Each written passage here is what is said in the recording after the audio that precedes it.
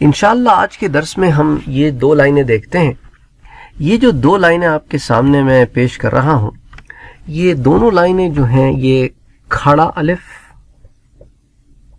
کھڑی زیر یعنی کھڑا زبر، کھڑی زیر اور الٹے پیش کی ہیں. آپ دیکھ سکتے ہیں کہ ہر حرف پہ یہ تینوں جو ہے حرکات موجود ہیں.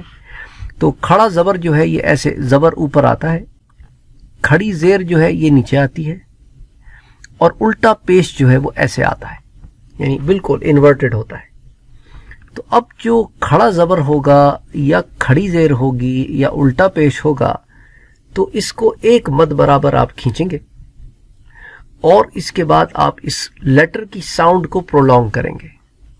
یہاں پر ایک چیز کا آپ کو خیال رکھنا ہوگا کہ اگر جس لیٹر کو آپ پڑھ رہے ہیں وہ نیزل لیٹر ہے، یعنی کہ نون ہو گیا جیسے، تو جب آپ نون کو کھینچنے لگیں گے تو آپ اس میں نون کی ساؤنڈ ناک والی نہیں نکالیں گے بلکہ اس کو منہ میں لے جائیں گے.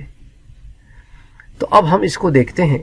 پہلا لیٹر با ہے، جب کھڑا زبر ہوگا تو با، کھڑا زیر ہوگا تو بی، اور اگر الٹا پیش ہوگا تو بو، با، بی، بو. اسی طرح یہ ہے یا، یی، یو، رو، ری، رو. اب میم میں بھی یہی ہے، ناک میں نہیں رکھنا، ما، ما نہیں کرنا، ما ناک میں غنہ نہیں کرنا، ما، می، مو، لا، لی، لو، آ، لا، لی، لو.